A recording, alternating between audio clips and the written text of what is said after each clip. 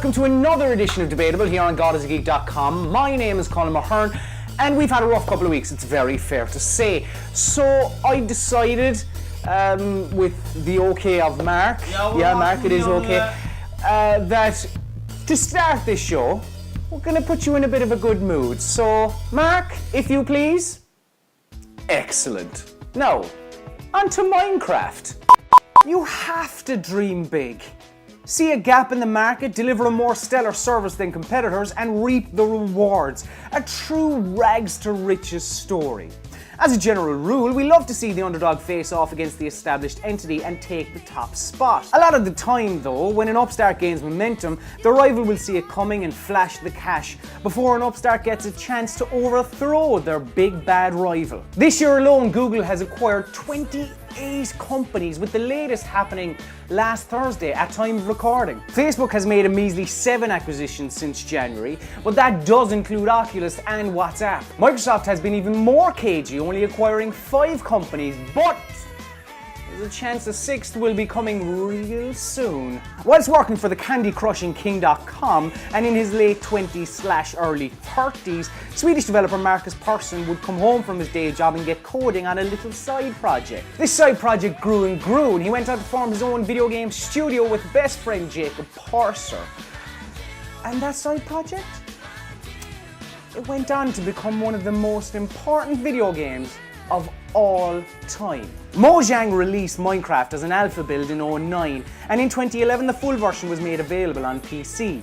A year later it came to Xbox 360, just over 12 months after that it came to PS3, and now only within the last 2 weeks it has come to the new generation of consoles. And let's not forget about the Pocket Edition either. On all platforms, Minecraft has sold nearly 54 million copies as of June this year. In 2014, every week in the UK, Minecraft on PS3 and 360 have been 2 of the top 10 best-selling physical games at retail. There are toys, teddies, books, stickers, keyrings, hoodies, t-shirts. Jesus, there's Lego sets with Minecraft branding. The thing is an absolute juggernaut, and Mojang's story is definitely a triumphant one. So it's no wonder that someone wants a piece of the sandbox pie. Last week, Wall Street Journal and Bloomberg reported that Microsoft is in talks with Mojang to purchase the 4-year-old company for $2 billion. Whilst these discussions haven't been confirmed, they also haven't been refuted. Mum's the word. This would be a major coup for Satya Nadella, who succeeded Steve Ballmer as Microsoft CEO earlier this year. The game is continually growing, and with its recent appearance on PlayStation 4 and Xbox One, doesn't seem like that cooldown period is coming anytime soon. Acquisitions, as I said, happen all the time. Larger companies are continually swallowing up smaller ones. Microsoft is even known to purchase developers from time to time. It's not rare. It's Mojang. It was rare before. NES, SNES, N64, rare motherfucking owned it on Nintendo platforms, dog. Banjo-Kazooie, Donkey Kong Country, Star Fox, GoldenEye, Diddy Kong Racing, Conquer, a deluge of delights. Then in 2002, Microsoft ponied up the cash and purchased the England-based studio for $375 million to produce titles for the Green Team. I mean, Cameo, Banjo-Kazooie Nuts and Bolts, Perfect Dark Zero, all reviewed very well at the beginning, and then you had Viva Pinata, which has this sort of cult-like following because it's brilliant. Things were going pretty well. Then Rare founders, the Stamper brothers, left in 2007 and the company was restructured in 2010, leading to plenty of layoffs. Effectively, the studio that everyone loved from their childhood were dead, and they went on to make Kinect Sports things for the past few years. Microsoft took a studio that was adored and they killed it. Fucking killed it. Why do they want Mojang? It's for the same reason that they wanted Rare. Because they think Mojang will make them fuck tons of cash. It's not because Nadella loves Minecraft. He might.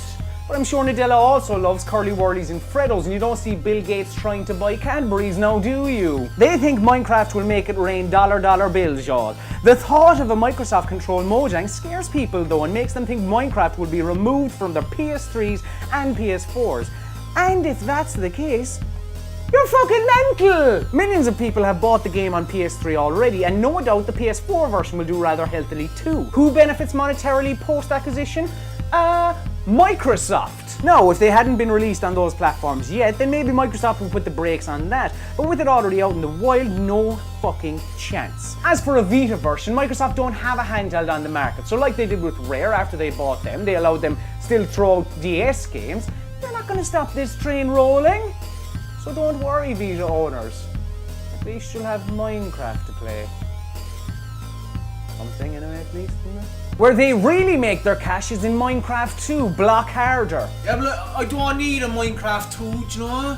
Like, it's a world where all my imagination can run wild. Microsoft couldn't give a shit. Just imagine a world in which Minecraft 2 exists as an Xbox One exclusive. I know adults like it too, but kids go cracked for Steve and the Creepers, which incidentally sounds like a horror-themed rockabilly act. Once FIFA 15 comes out, fuck FIFA 14. Once Mario Kart 8 comes out, fuck Mario Kart 7. Once Red Dead 3 comes out, we all explode. It'd be shitty for current Minecraft fans, but that's the nature of the beast. If Microsoft were to own it, it's theirs to do with as they see fit. And there's no question that Minecraft 2 would see Xbox Ones flying off store shelves. People would no doubt be sending Cool Dad Spencer some really nasty tweets for gobbling up sweet old Mojang, but Mojang would also get hate because of what Notch has said on Twitter in the past. He's criticised Windows 8 heavily for trying to ruin the PC, he sarcastically tweeted about peddling any old bollocks for $2 billion in cash, and now the video game playing public are bringing these up as reasons that the Fedora donning coder won't sell out. First of all, these tweets are from 2012, so cast your mind back 2 years ago. You know what happens in 2 years?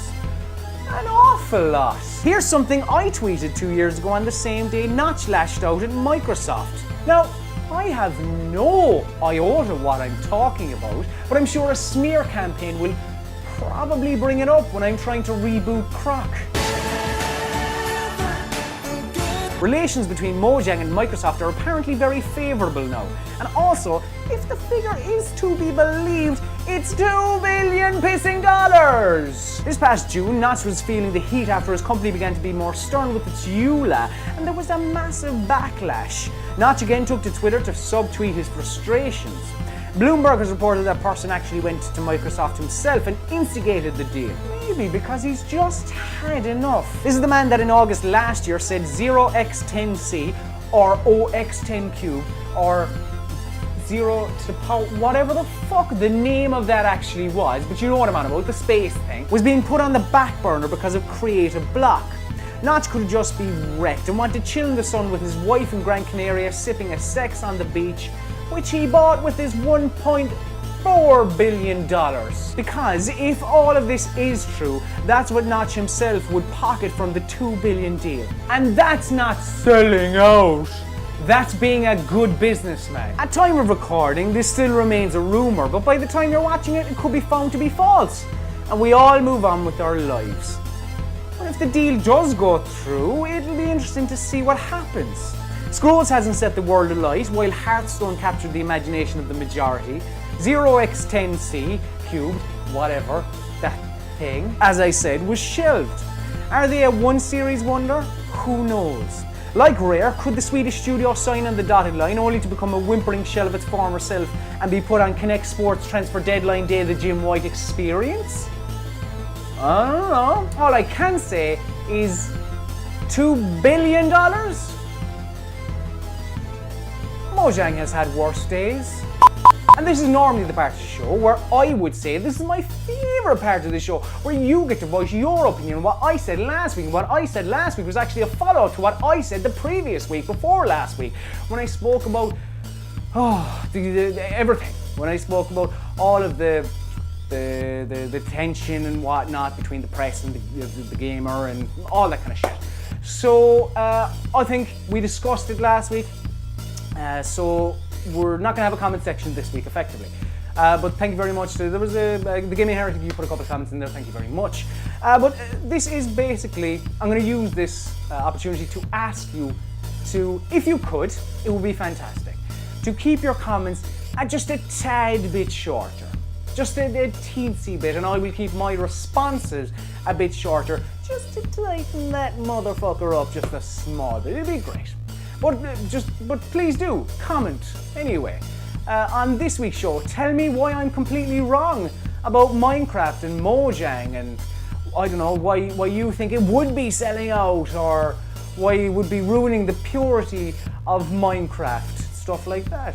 So please do leave a comment under this here video on YouTube, or a comment in the article itself on godisgeek.com, or you can tweet me, because everything I said on this show and past shows and future shows, look, it's just my opinion and my opinion alone. And as always, dear friends,